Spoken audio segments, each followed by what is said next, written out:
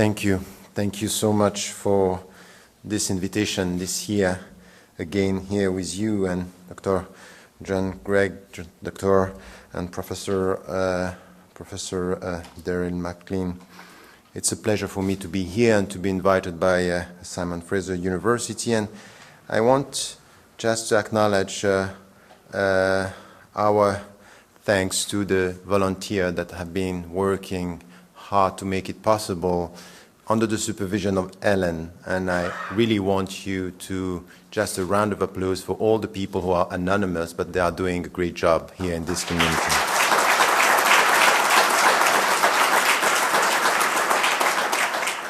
Thank you so much for your support and your invitation, and many people that I met between yesterday and today, and it's a long list of people that I am not mentioning, but they know, looking at me right now, that I thank them with my heart and with my presence here. So, as you were talking about the last book, and mainly what I will try to do this evening is to talk about this quest for meaning and the perception that we may have about what it means to deal with pluralism and with within our pluralistic societies, but not only here in Canada or in the West. The last books that I have been writing are really mainly dealing with contemporary issues in which we have to deal with this. The book before Radical Reform was really about transversally talking about the challenges that Muslims are facing. And this book is quite different. This book, in fact, is a kind of a meditation. It's a journey through many topics that we are facing as contemporary human beings. Not only Muslims, not only Christians, not only Jews, but also Hindus, Buddhists, agnostics, atheists. Human beings is really where we are dealing with these critical questions of our time as human beings. So it's really a journey through all these traditions, philosophical traditions, spiritual traditions, and religious traditions. And I started by dedicating the book to the semicolon. And I say, why? Because it's an international punctuation mark, saying something which is quite important. The semicolon is maybe the most difficult one to use. And it's in one sentence helping or leading us to deal with the complexity of a sentence. A complex sentence has many propositions, and in between you have the semicolon. And this is how do we have to reconcile ourselves with complexity. So from language to understanding, it's to deal with complexity and to deal with the difficulties that we are facing today, not to come with simplistic answers to complex questions, but not to over-complexify some of the simple answers that we can also get. So it's a balanced approach towards the reality of life. The second thing that I want to say as an introduction, four main points that I want to make as an introduction to this talk. The second thing which is important is the viewpoint. That what I am trying to do in this book is to change our viewpoint. A Copernican revolution, if you remember, is to change your viewpoint and to ask yourself how it is to look at things from another viewpoint. Very often when we speak about the object, we look at the object through our window, through our frame of reference. And in the introduction of the book, I'm speaking about windows and ocean. Very often we look at the ocean through the window. So even if the ocean is dealing with the infinity and immensity and something which is with no borders, very often we look at it through our frame of reference, the frame of our window. What I'm trying to do is a journey going and plunging into the ocean and to look at the windows through the ocean. So it's, for example, 14 chapters. And remember, as to the symbolic realities, 14 is twice 7. And 7 is maybe the more important symbolic number in many, many traditions. 7. 7 heavens, 7, we have the turning around the Kaaba for the Muslims, and 7 is everywhere in the Bible, in the Hindu tradition, the Buddhist tradition, Confucianism, and Christianity and Judaism. It's very important. So twice 7 is the linearity of history, but the cycle that 7 is coming back. So in the structure of the text, I'm dealing with our perception of time and our perception of the coming back. Is our time linear or is it cyclical? Are we coming back? So the point here is to look at 14 topics from the topics and to look at what the different traditions are saying about them. And as I said, all the traditions, all what I have been studying for years at the grassroots level through books from Western philosophy to all the traditions, people that I was sitting with, I learned a lot from people who are not sharing, for example, my understanding of monotheism, for example. So this reflection onto what it means to liberate yourself from your ego, I got lots of, teachings coming from the Buddhist tradition. The Dalai Lama, for example, and the Dalai Lama, it's a public figure. I went there and I sat with him for days and weeks, but I got lots of things from anonymous Buddhists, trying just to liberate their self from their ego and sending me a mirror. So what I have to do in my religious tradition or in the philosophy of life. So this is an important point is to change your viewpoint, to get out of your frame of reference. And to do this, and this is the third thing which is important, it means that if you want to just move from your frame of reference, you need a bit of courage. It's risky. It's risky because when you are in your frame, it's the comfort zone. I know what I believe in, this is good. I feel good because I'm not exposed to feeling less good. Not to say to feel bad sometime, to question yourself. Why do you believe in what you believe? Why are you saying that this is your answer? So it's a journey towards the other, to expose yourself to yourself.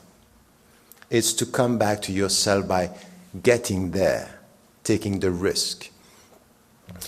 Someone who was traveling a lot said, you know what? I went throughout the world traveling and going to meet people. You know what is the most difficult thing? Is to leave your house to go to the station. The first steps out of your home, this is the most difficult. Then you are on your way. It's the journey of life, but the first steps are the more risky because you have to leave. You have to take the decision. Now it's time to leave. So this is something which is take risks.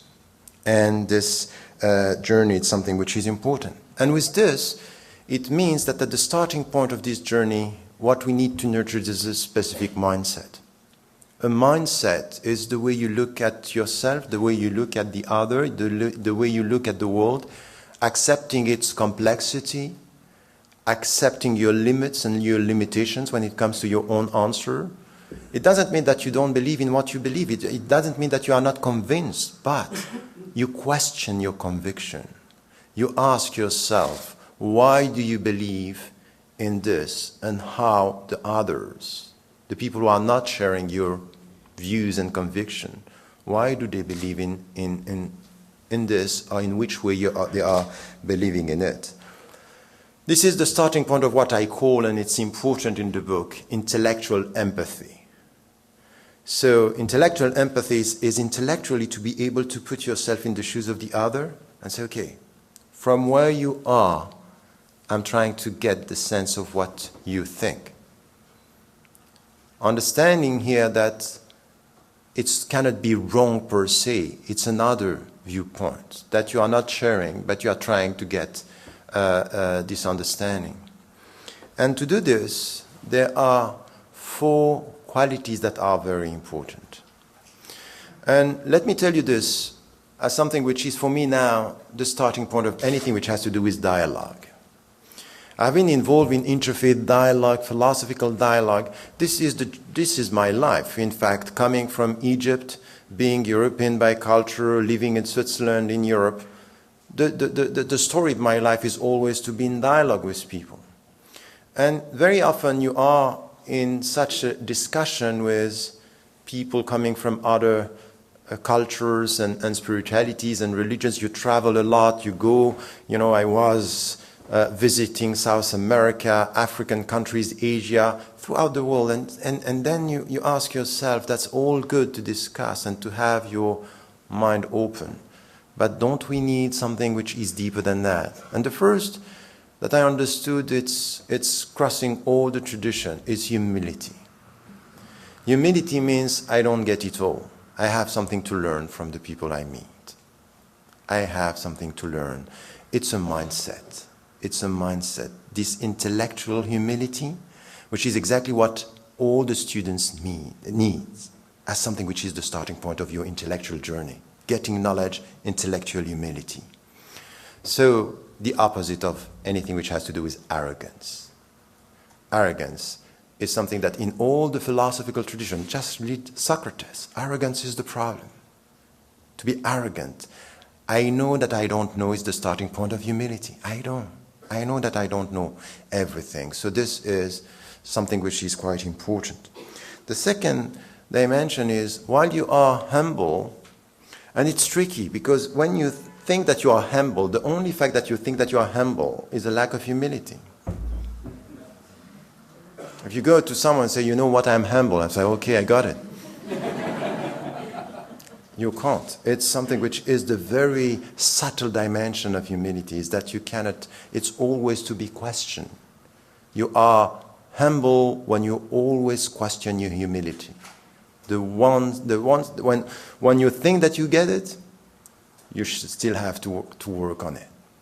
The second is critical thinking, which is, I might have my conviction and my thinking and my beliefs, but still critical thinking is, I come back to this, which is to question my beliefs and to question the consistency of my behavior with my beliefs. So this is humility, and then consistency, critical thinking. To be able to question your own frame of reference. Not only you look at the ocean, not only you plunge into the ocean, you ask yourself about tolerance, respect, education, but you come back and say, okay, what about my frame of reference? So humility is the starting point. Critical thinking is something which is a mindset, once again. Is the way you are looking at your own the own dimension. And with this humility and this critical thinking, which is something that we need in all our traditions, whatever you believe in, whatever is your viewpoint on the world, coming from a philosophical background, an atheist background, an agnostic background, or a religious background, or from spirituality, the point is humility should be at the center, and critical thinking should be your companion during the journey of life. But there is something else which is important, which has to be added to this, is respect.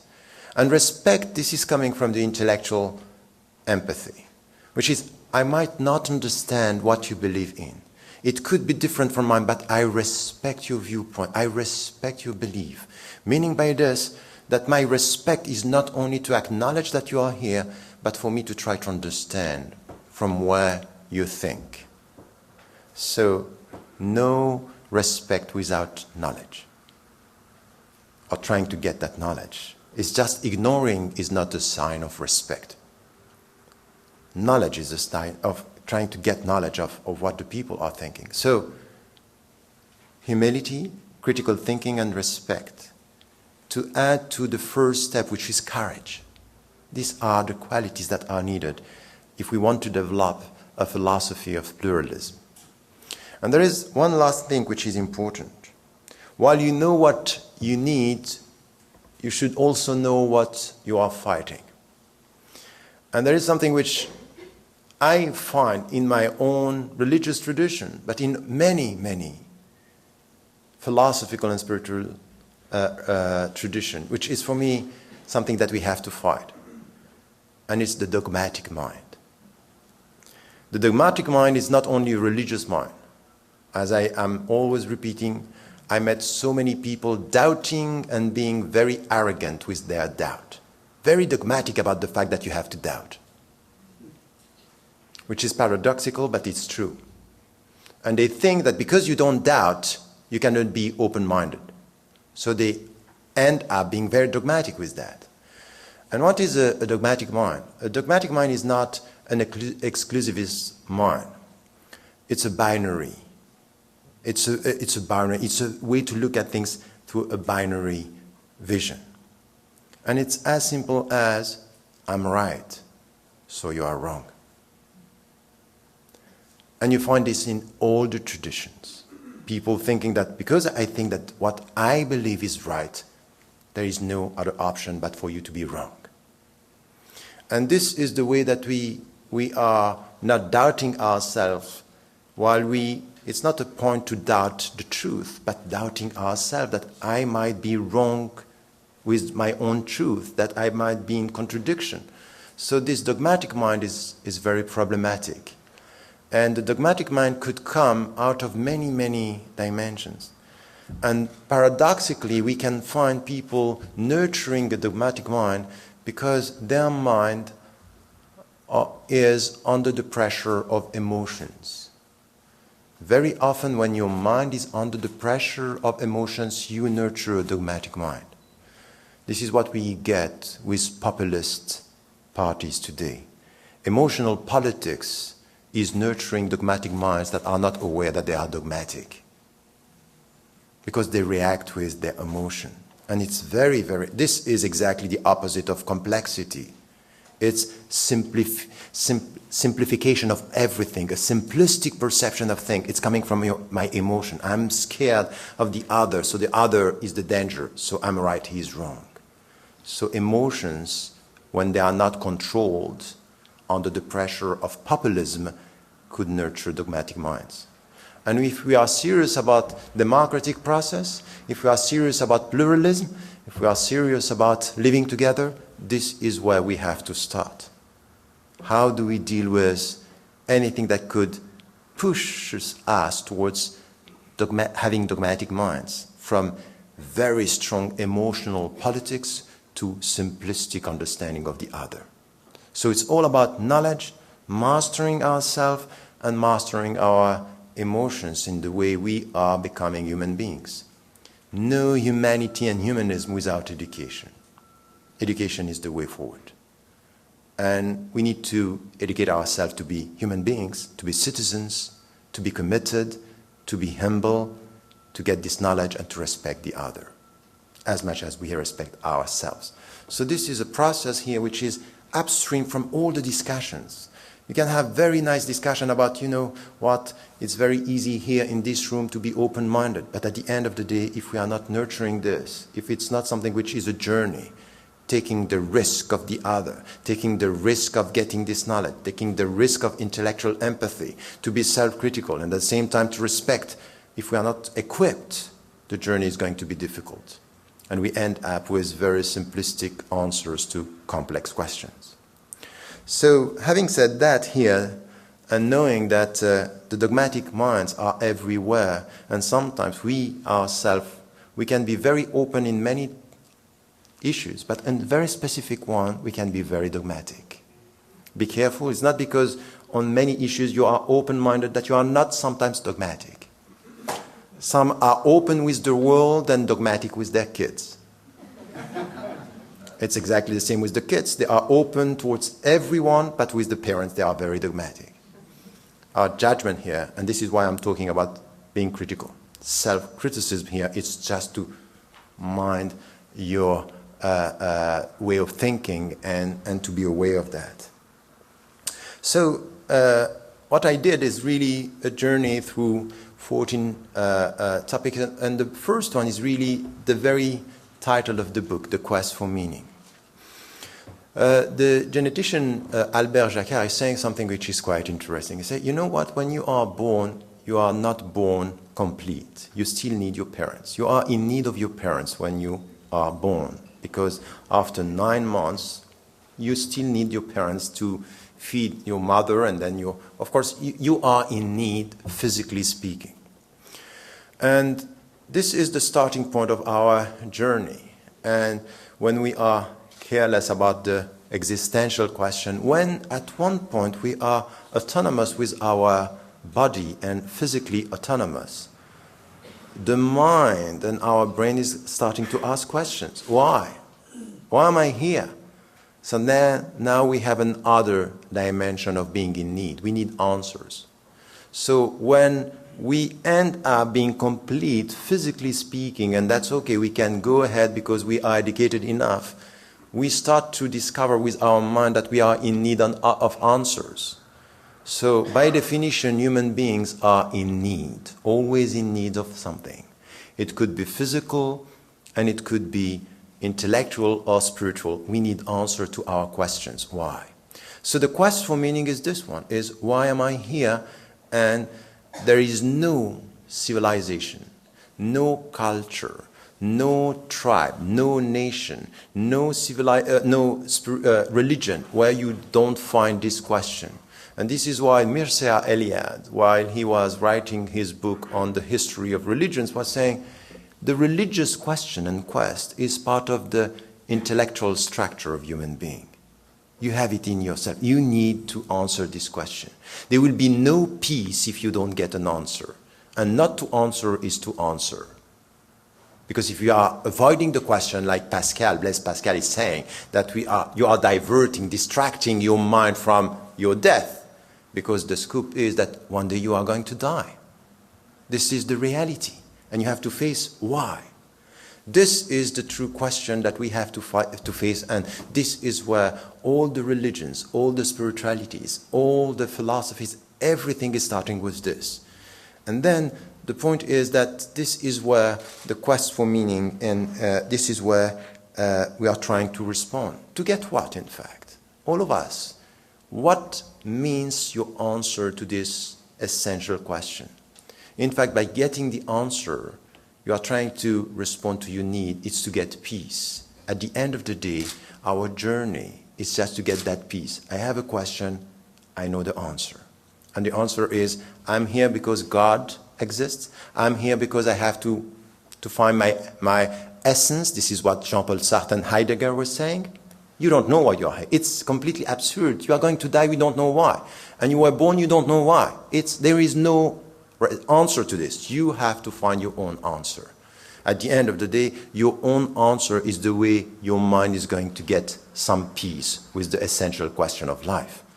So you can avoid it by having this kind of intellectual distraction, but at the end of the day, this question will come back. Why? And if we look at this as human beings, this is what we have in common. With humility, we are just trying to get peace. Inner peace and peace with others. This is what I want. Give me the answer to my question. I will get peace with my heart and with my mind.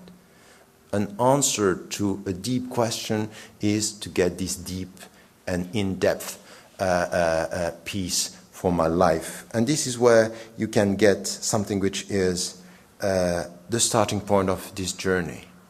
If you look at this, the quests are the same.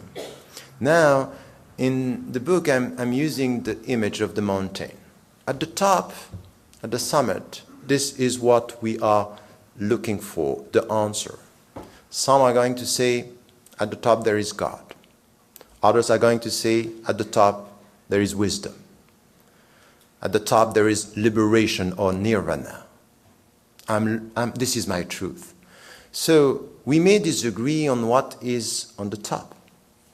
Because for some, and this is why the monotheistic tradition is at the top, you will find the very essence of your life is that He created you for you to come back to Him.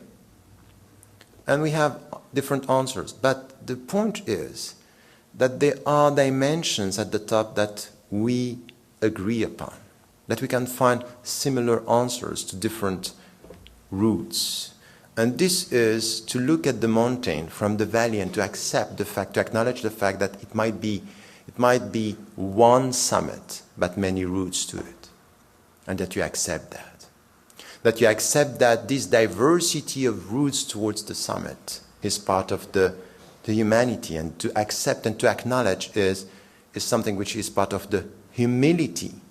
Some, and this is what I was saying, the dogmatic minds are looking at the mountain from the summit, and they talk as if they were talking from God's viewpoint. This is it. And others are looking at it from the valley. And sometimes it's not a mountain which is the right image, it's the desert, because there is no summit. It's the infinity, and you are dealing with no route perceivable, that you are trying to find your way in this. So this is the philosophical journey here, or the religious or the spiritual journey is just starting with this. And for us, if we want to be serious about what I was saying at the beginning, this sense of humility, yes, there are many routes. Mine, I think it's the right one. But what mine is saying is that there are many others, and that I have to respect and to understand that we may find common agreement and common principles and common hopes at the summit. So this is the way it starts, so meaning this humility. Respect is to acknowledge the fact that there are other routes. Critical thinking is, I might be wrong by thinking in the way I am walking in that path is the right way to walk. I am sometimes in contradiction with my own values. So the three dimensions are here. And the last point which is important is, for us to respect all this, we need to be equipped, as I said, with knowledge. This is why I'm advocating in the book that for us today in our societies, in Canada or in the southern countries or everywhere, we need to reconcile ourselves with 4 disciplines that have to be taught. The first one is history. We are losing our memory of things. In all our educational systems, we are not teaching history enough and not the right way. For many reasons. First, because history is the way you are faithful to a tradition, to a culture, to a legacy. But not only this, we are facing today things that happened in the past, and by not studying history, we repeat things without getting a sense that this is part of, human history. So history, it's important to know from where you are coming and what is this cyclical, coming back of things in our life. The second discipline, which is important, is the knowledge of philosophy. In my community among Muslims, when you speak about philosophy, it's perceived as something bad. No, we have the Quran stopped with philosophy. And even in Arabic, when you are talking about something which is, he's talking too much, let's say, this is kalam. Bitkallim, he's talking. And philosophy in Arabic is ilm al-kalam, is the knowledge of, he's talking. It could be negative, but in fact it's not true. This is when you are not secure with your belief, you start by rejecting questions. So when you feel assertive and confident with your answer, you're not scared of the questions, if you feel good with your answers. So when the questions are,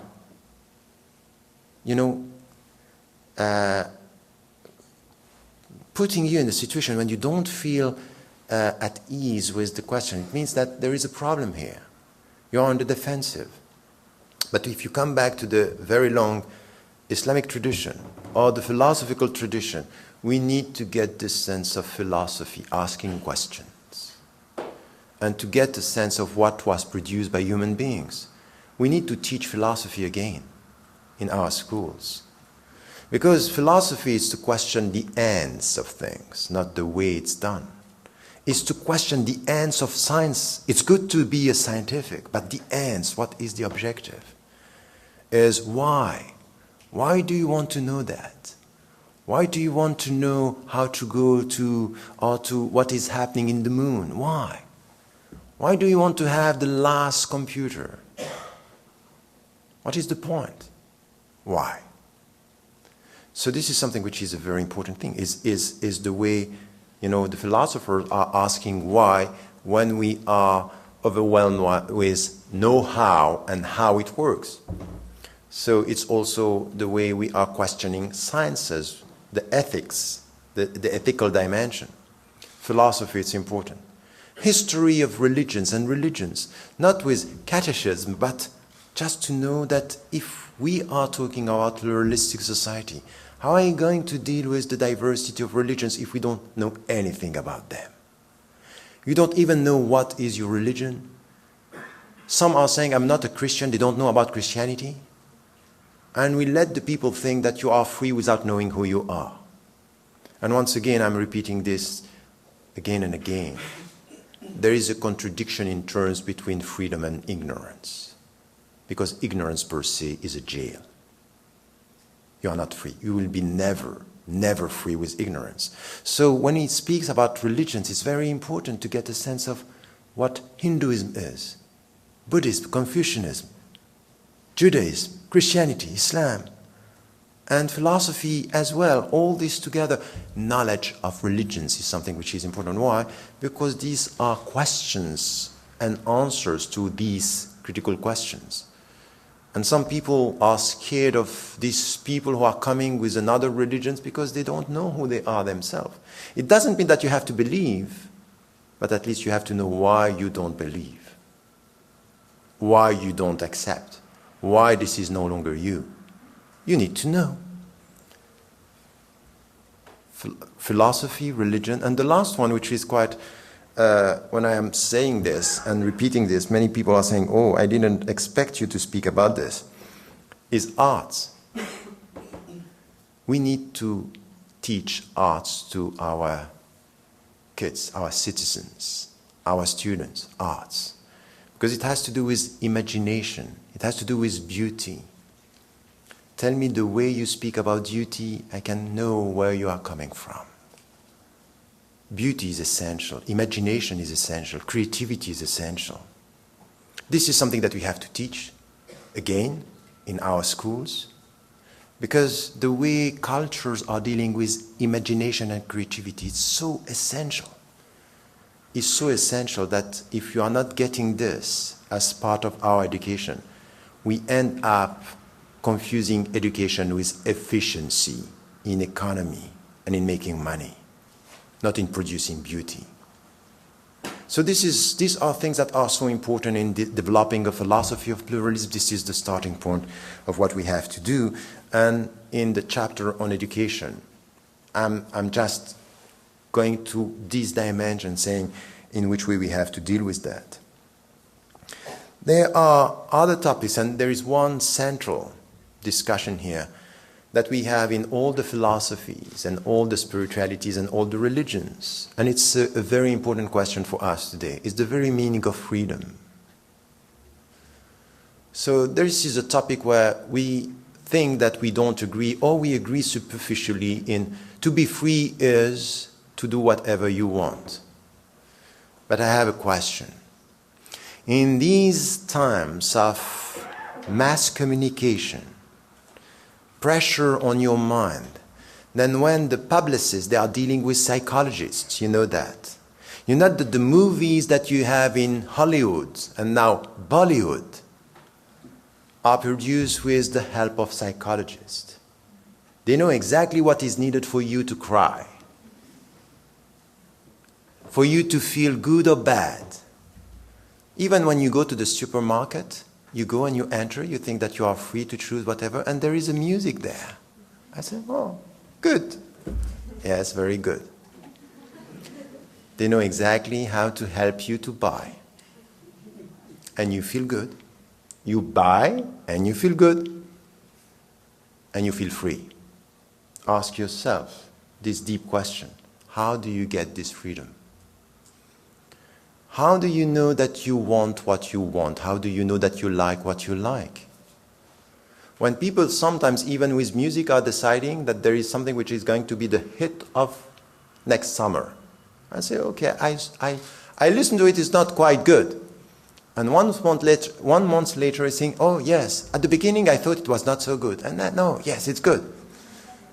So you are following a trend, playing with your emotion, and you think because you are reacting to the emotion that this is freedom. Now we know in neurosciences that emotions are not freedom. They are signals sent to your brain, and your brain is reacting. You think that you are free, and your brain is under very close monitoring, psychologically driven and emotionally driven, and you think that you are free. And we have to ask ourselves, how do you get that freedom? Kant, the philosopher Kant and Rousseau were saying, there is never absolute freedom. There are always limitations to freedom. In fact, to experience freedom, you need to have limitations to freedom. No limitation, you are not going to be free. And there is an old story, a philosophical novel. You heard about Robinson Crusoe. You got this, story of this young guy arriving in an island. In fact, this story, we have also this story in Ibn Tufayl, Hay ibn al-Yaqazan. It's someone who arrived in the island and he is free. And then nothing, just the limitation of life, that he needs to eat and drink. And then he starts to think about what is the meaning of my freedom. And he starts to put law in a free space. Because with the law, he's going to experience the true freedom. And this is something which is important for all of us. All the philosophers, all the spiritualities are telling us, you will never experience freedom if you don't get a sense of what discipline is. When I was, as I told you, with the Dalai Lama, 4 o'clock in the morning, he was reciting and reciting, very disciplined. And I was asking him, why are you doing this? Coming from an Islamic tradition, I know that we have something telling us, prayer is better than to sleep. Wake up. Wake up and pray. This is the way you free yourself. And he was telling me, you know what? This is the way I'm freeing myself from my ego. Telling me I wake up with discipline to free myself from my ego, because without discipline, my ego is the first jail of myself. I got it. I understand what you mean. That if you are at the surface of your emotion, you are in jail. That spirituality is to come deep down your ego to free yourself from the surface. So this is the difference between spirituality and emotion. Emotion is what you get at the surface of your being. Spirituality is what you get at the bottom of your heart. And you will find this in all the traditions. When I talk like this, a Christian say, I get it. Someone following Socrates say, I get that. A Buddhist, yes, I get it. A Muslim, I get it. A Jew, I get it. Why? Because this is the very essence of our freedom. When are we free? Even contemporary psychologists, the bestseller, Emotional Intelligence, is saying, master your emotions. If not, you are going to be trapped by emotions. So this is where you come with discipline. And why am I saying that you need to learn arts? Because arts is saying us exactly the same lesson. When you listen to a pianist, and when he is improvising, and you see, wow, he seems to be completely free. In fact, behind this freedom, there are hours of demanding, mastering the technique of playing. He can improvise in such a way, improvisation is such visible that he seems or she seems not having a technique, because she or he masters the technique. So there is discipline to get freedom. Spirituality is about this, is master your heart, master your being in order to get this freedom. And ask yourself, why are you doing what you are doing? why do you think what you are thinking? So there is exactly a paradoxical reality here, that instead of being at the surface, you have to come back to the dimension. And this is why in a chapter on emotion and spirituality, I'm comparing and say, you know what? Emotion is to spirituality what physical attraction is to love. Do you follow that? So what does he mean? I just mean that sometimes you can be physically attracted. It doesn't mean that you love. So sometimes you are driven, and physical attraction could be a jail. It's not freedom. Love is how do you go beyond that? So this is something which is common to all of us. And what I was just trying to do now is to plunge into the topic and to get a sense of the windows. And we can see here that we are sharing. So this is the journey, once again, when it comes to our understanding of this dimension. Let me just come with one last topic which is important. In one chapter, and I think that for us, beyond freedom is the way we deal with our ethics. And I was dealing with, ethics of independence and independence of ethics. It's for all of us, when we get this understanding that we should not be trapped by our emotions, our sense of belonging to people, but to principles, and that we are trying to get this understanding that we belong to principles, is really to be able to understand the independence of ethics. At the end of the day, if you think that things are right or things are wrong, you shouldn't be driven by the people you belong to. You should be critical in the name of the ethics. So this self-critical approach is very important. So it's exactly the opposite of being nationalist or close-minded about my people right or wrong. And in this globalized world today, this is what we see. We see people coming back to these are my people, and I'm protecting my people. And we are nurturing a sense of otherness and creating the other, just to be able to create or to be clear with who we are. If we come with this, it's going to be very dangerous.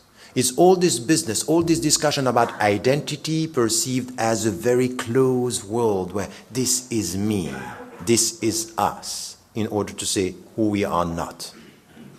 So we are not basing our understanding of our relationship on principles, and we accept sometimes for others what we don't accept for ourselves. And sometimes it's at the highest level. With all what is happening, for example, today in Egypt, and I have been, asked about this. I say, let us be consistent that we need freedom for ourselves and we lack democracy for ourselves. Let us ask the same for the other. That it's not for the sake of security, let us have dictatorship there and democracy here. Like this we are secure. That's not consistent. This is a betrayal of our principles. It's just talking about ourselves, my security, whatever happens to you. Ethics, independence of ethics means that you have to have this self-critical approach. Too much of us protecting our interests, forgetting our principles in the name of security and stability. I think that cannot work like that. One day the people are going to say, what about us? Don't we have the same dignity as you? I think that we have to listen to these voices, and especially with people not having the same power as we have, because at the end of the day, we have power. And we have the power of the industrialized society, the advanced society, and we have to take this as a responsibility to be able to come with this ethics and these values and these principles. And this is something which is a great responsibility. I don't agree with all these people who are sitting and blaming the governments. Because at the end of the day, we have the governments we deserve. We also have to be involved in the discussion and say, this is our business. We are involved in the process. And independence of ethics means that We have to look at principles and to promote the principles, whatever is the situation of our country. But it means also to be courageous, like Yang, for example, a Chinese philosopher of the 15th century, who went against his own principle by saying, I'm going to lose my job, but this civil servant is innocent, and what you are doing is wrong. Ethics of independence. I'm ready for that. This is courage. I'm going to lose my job, but I don't agree with what you are doing. I'm going to pay the price. I think that this is also something which is a dimension of freedom, that you can say, ethics of independence, I'm not going to follow the people. I'm ready to stand for what is right, even if it's against my people. And it's coming from a very old tradition, 15th century. A Chinese philosopher helping us to understand in which way you have to be courageous with your own principles and to be independent. Independence means to go against what the people or the majority of the people are thinking. It's not easy, but it's necessary. This is our dignity, when the people are even able to do this. And I think that this is where the courage is so important, adding this to humility that I was talking about, and dealing with intellectual empathy. Let me end with one story. One of my teachers, when I was teaching in a secondary school, I started in secondary school in Geneva. There was one, I wrote a text about him, and it's part of what I was writing in this text, the philosophy of pluralism, because I wrote many texts about what did my students teach me over the years. I was supposed to teach them, and it taught me a lot. And one was a young student, very difficult, very complex.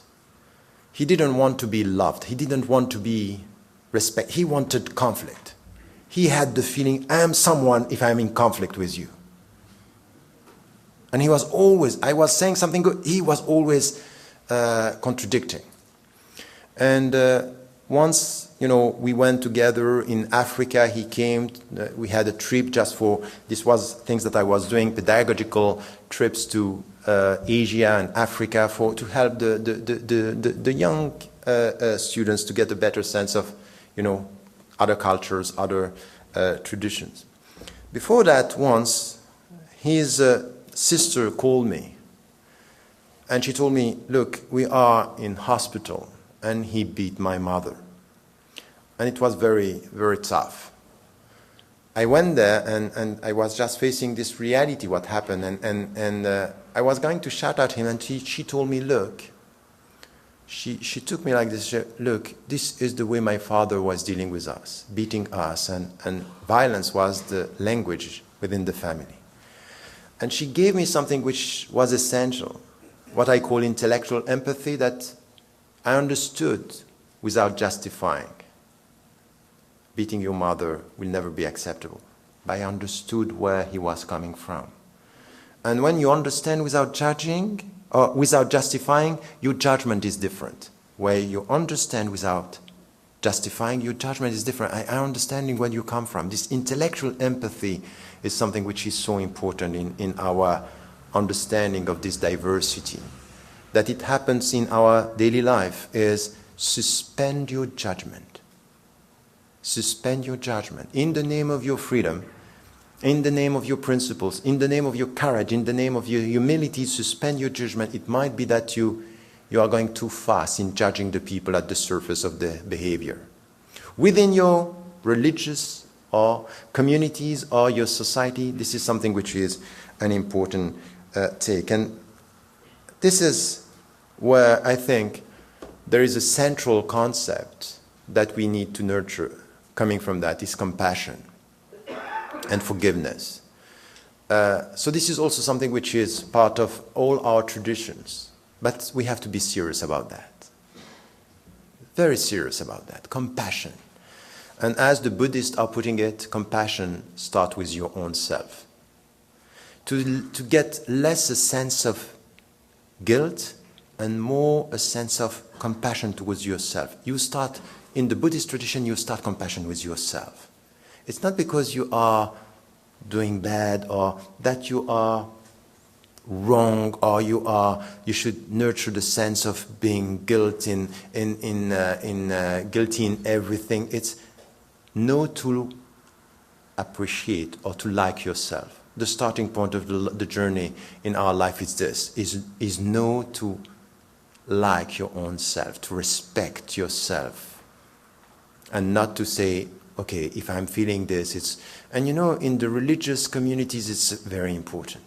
Very important. Today, I'm facing in the Muslim communities this problem, this, obsession that you are wrong, so God doesn't like you. So I'm wrong, it means that God doesn't like me. The lack of compassion towards yourself, and then towards the other, and to forgive. And this is something that we have everywhere. What is forgiveness? Is to suspend your judgment and to add love. Love more and judge less. This is the starting point of the way you have to deal with people, and based on your understanding. So I would say that I found this in all the tradition. When you look at the way Socrates was with his people, not judging. His wisdom is not to judge. In the Christian tradition, exactly the same. The Jewish tradition, the same. In Buddhism, the same. Confucianism is the same. In Islam, the same. This is what we have.